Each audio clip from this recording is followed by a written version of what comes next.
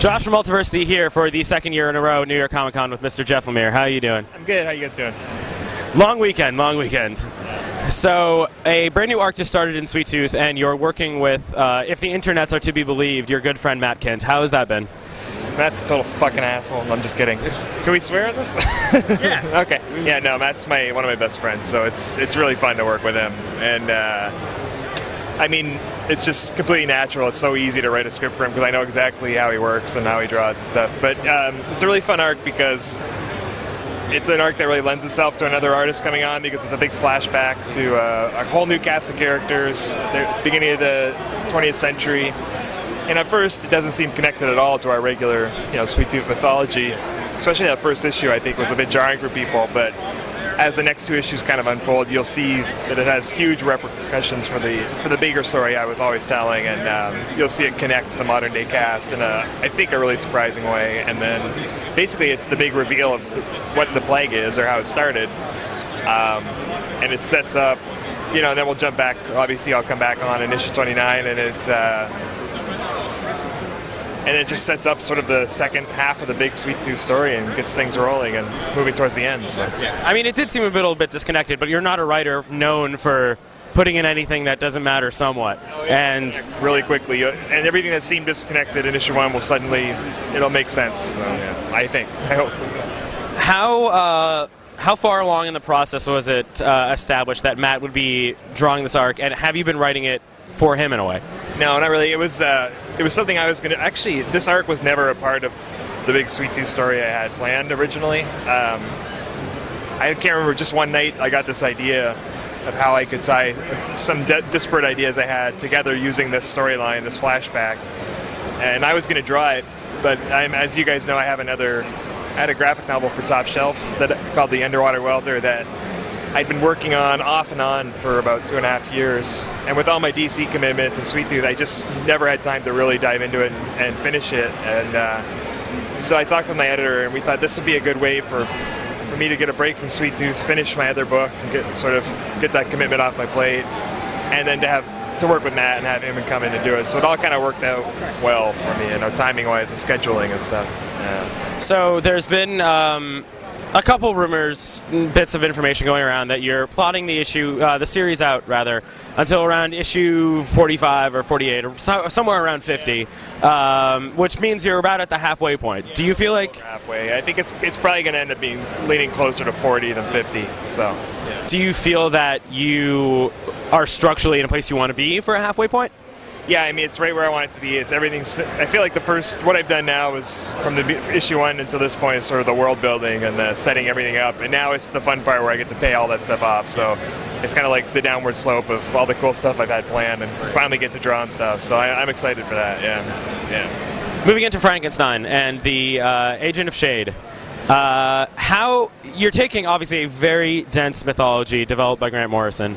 How was it like picking up all those plot lines? And it was clear from your first issue that you're bringing yourself into it, if only because you're having Ray Palmer appear in the book.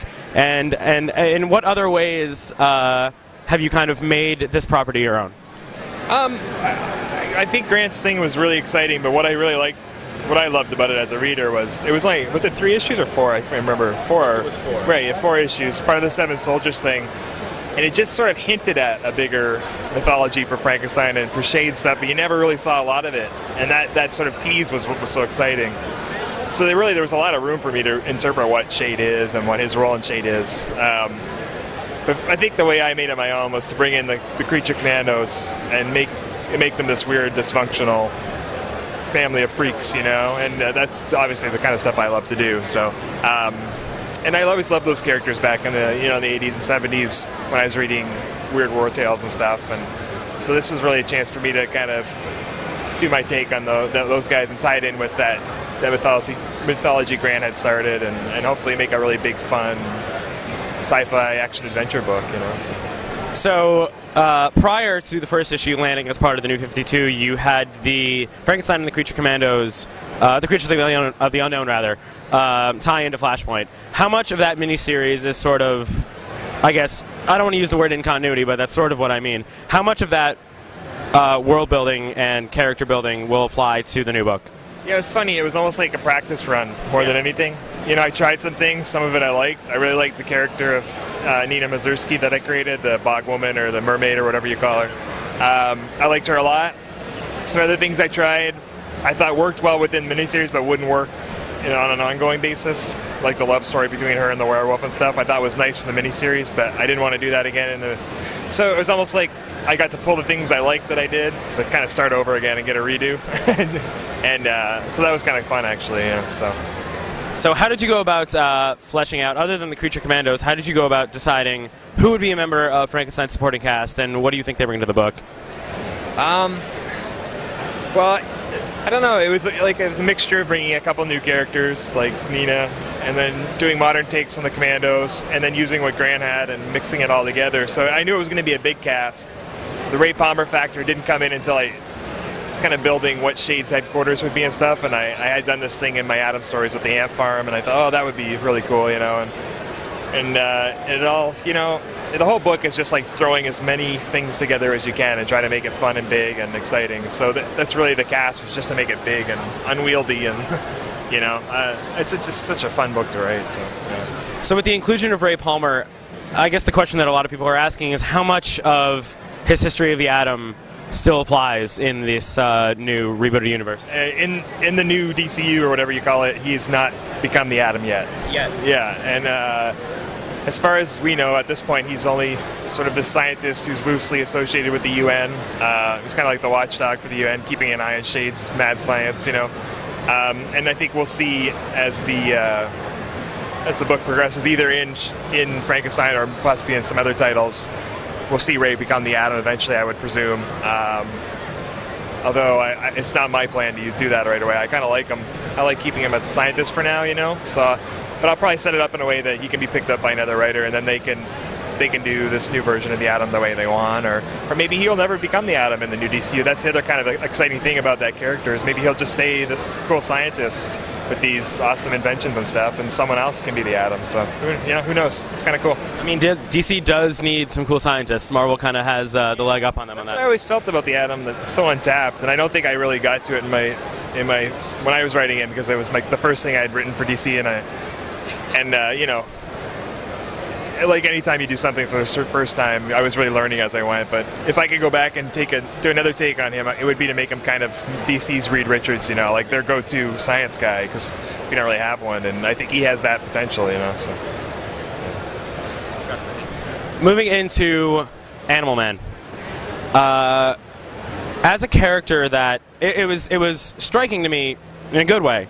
that as a character, Animal Man, for many years since Grant Morrison's run, has become kind of this cultural icon, both for his established political beliefs, his stance on animal rights, and when you started off the book, right off on the first page with the prose article, you kind of established his identity as a countercultural icon as a part of the character within the book.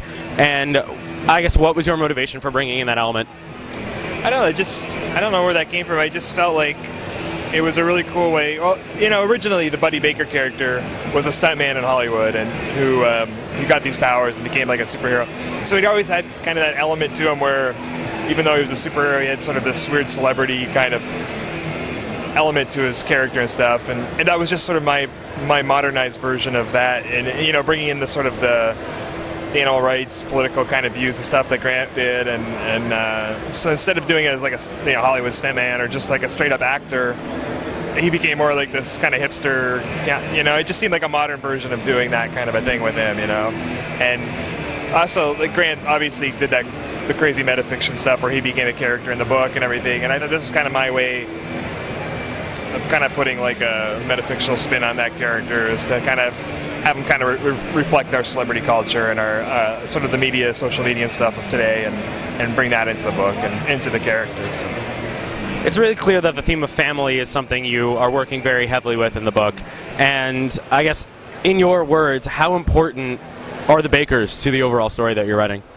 There's no character of Animal Man without his family. Like, you know, you can boil every superhero, every character down to their core, and if you take the family element away from Animal Man, there's absolutely nothing about that character that makes him special or worth writing, because he's just a guy who can take on the power of animals, and that after like an issue or two, it's completely boring and pointless. Like what makes him a unique and worthwhile character is that it's a book about family and about his family.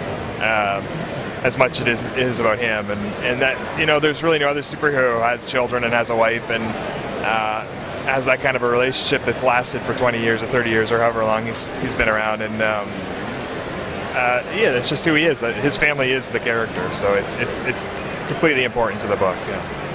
So, wrapping up, moving forward with the book, you and Scott Snyder have both announced that the connections between your book and Swamp Thing are going to become more apparent and build to a Dead World crossover, I think it's what you called it. Animal Man and Swamp Thing hadn't necessarily been connected before as characters very much. What is it about the characters that makes them rife for a crossover like that? Well, I mean, there's two things. First of all, Scott and I are really close friends, and we talk all the time about our stories, and we help each other with our stories and bounce ideas off each other.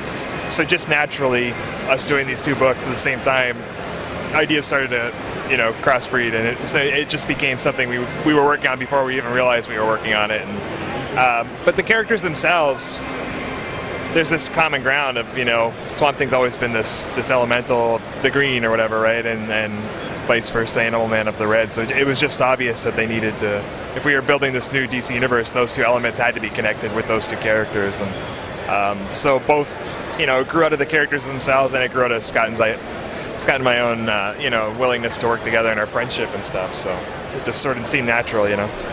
Exciting stuff. Thank you very much, sir. Thanks. Have a good day.